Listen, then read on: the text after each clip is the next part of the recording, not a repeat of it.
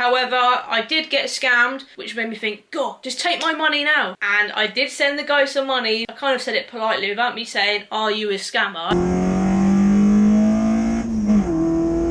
Hi guys, welcome back to another video back on the Driven 24/7 Automotive YouTube channel. Now it's quite late at night, it's nearly 9 o'clock in the evening, but I have to film this one. It's very relevant, it's something that I've just found out about that has unfortunately happened to me within the last hour. So while it's still very relevant, I can remember word for word everything that happened in my experience. I want to tell you about it. And I also want to give some tips and advice because I know of 2 other people that have also been scammed whilst trying to buy a car online. So from their experiences I've learned something, and from my own experience I've learned something. However, I did get scammed, but it's really not that bad, guys, because I was onto the guy. I had my suspicions and I did send the guy some money, but wait until I've told the story and you'll find out how much I actually sent him. I had seen a car that was way too good to be true. So I used to own a Volvo 480. It has actually featured on my YouTube channel a little bit back in the early days. So that car never got on the road. It was never a roadworthy 480. I'd seen this Volvo 480 for sale on Auto Trader. Same colour as the old one I had, same spec. It says 17,000 miles on the advert, and I thought, oh, the person probably means 117. But when I checked the MOT history, because it was a real life car, it did say 17,000. The car was only £1,000. I thought, Jesus. Advert description, very little. There were 5 or 6 photos of the car. They were a bit blurry, but you can see a registration. That's why I reg checked it to confirm the mileage. The car wasn't local, so I'm not stupid. Like, if I'm going to be travelling like over 2 hours away for a car, I want to make sure the whole situation is as legit as it can be before I waste diesel, petrol, travelling all that way, and the car doesn't exist. But all excited me, I phoned up the guy, he answered, and I said, have you still got the Volvo 480 for sale? He said yes, although I've had a lot of interest. And he also then said to me, oh, maybe I've put it up too cheap, which made me think, God, just take my money now. So I said to him, look, you know, I'm really serious. I used to have one. I really want this one. I'll be coming a long way. Will you hold the car for me if I give you a deposit? I said, not being funny, you're a stranger. I'm not going to give you loads. How does 50 quid sound? And he was like, yeah, okay, I'll send you my bank details. I was like, cool, I've got a deal here. So with that, he sent a screenshot of bank details in a woman's name. Then he also, after the bank details came through, he also sent his address straight away. First of all, I thought, why are you sending me your address straight away when I said to you I can't pick up the car until a few days' time? When I'm selling a car personally, unless the person says I'm about to leave, I'll then give that person my address. Unless I know that buyer is 100% genuine, then I'll give out my address. But this person was just thrown out his address willy-nilly. I thought, that's a bit odd. Because he had given me his address, I Google Street Viewed it, so you can walk along the street basically and actually see the houses in person on the internet. The photos of the Volvo was actually in front of a bungalow. The address he'd given me was at a new built housing estate. Before I was going to send 50 quid, I wanted to make sure the bank account existed. Another thing was, he said, when you send me money, he was saying, it might not recognise the bank account, but send the money anyway. Any person I've ever, or any account I've ever sent money to from my banking app, it always matches up and says, you found a matching account, so everything's all legit. But anyway, I thought what I'll do, £50 deposit is fine, but I'll be clever.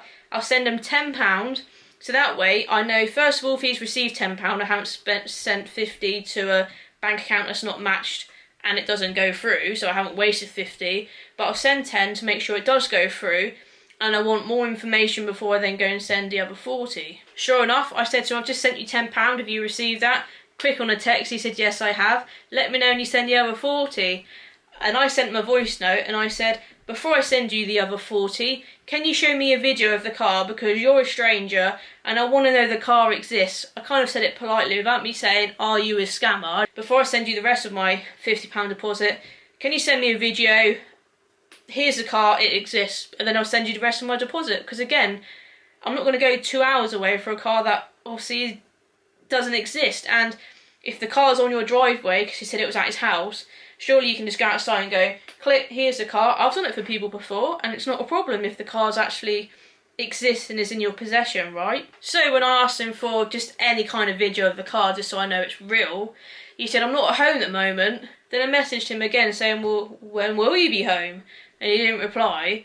And I said to him, look, I don't want a video ASAP, I just want a video tonight, just so I know the car's there before I send the rest of the money.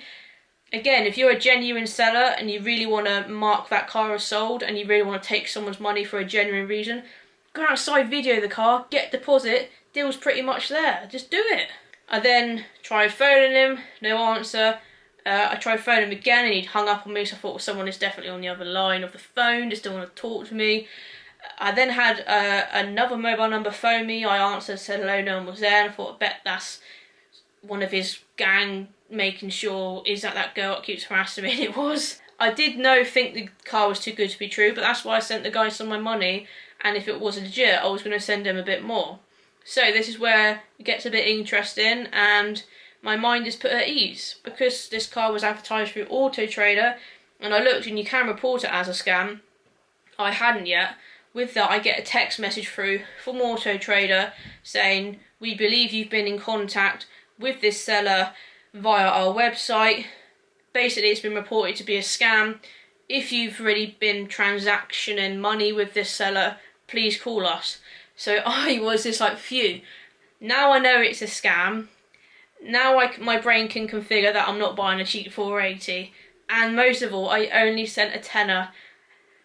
And it could have been worse. It could have been 50 quid or it could have been 100. I was only willing to give him 50 quid, but 50 quid's a lot of money. But if it went missing and it was a scam, but I thought it'd be clever. I was sending £10 to make sure the bank account existed, because I thought it was genuine at the time. Then I thought, well, you can have the rest of my money when you prove the car exists. He couldn't prove the car exists, so he didn't get my 40 quid. Turns out it was a scam. Whew. Losing a tenner isn't great, but it's way better than losing 50 quid. So to round this video off, from what I've learned from my scamming drama and what I've learned from other people's scamming drama, I just want to kind of round it up into what I've learned and give you guys some tips. To be honest, that's basically the whole point in this video. I want to make you aware of my situation, but from my situation hopefully you can learn bits from it.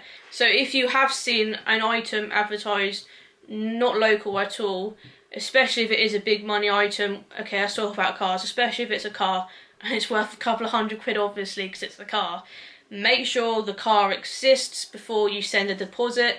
Or if the deal really is a good deal, do like I did, send a little bit of a deposit.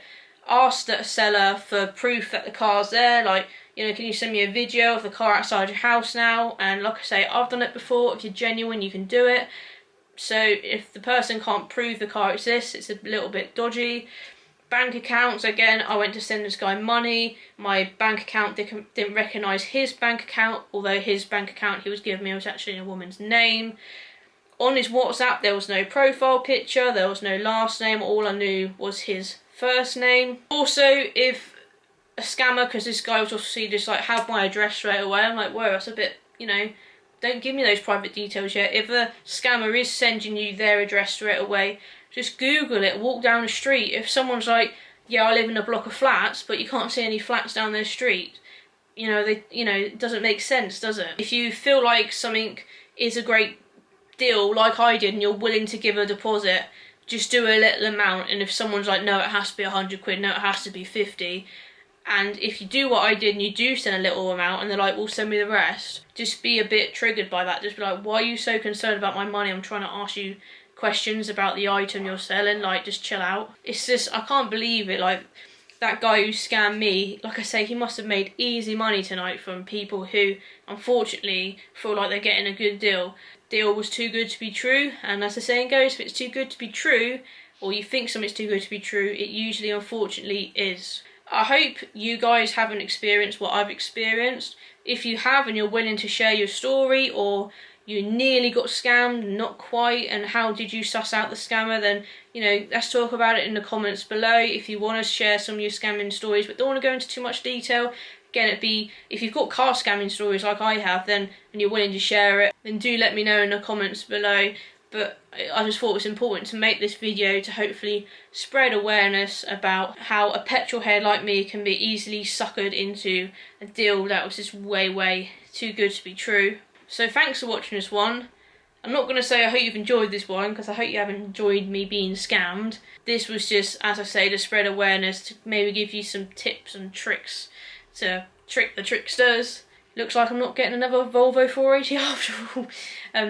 Yeah, and I've lost a tenner, but like I say, it could have been worse. So thanks for watching this video. Hope you've maybe learnt something. Share this video with others if you think it may help other people. It's just not a great thing to have gone through, but could have been a whole lot worse. Right, see you later, guys.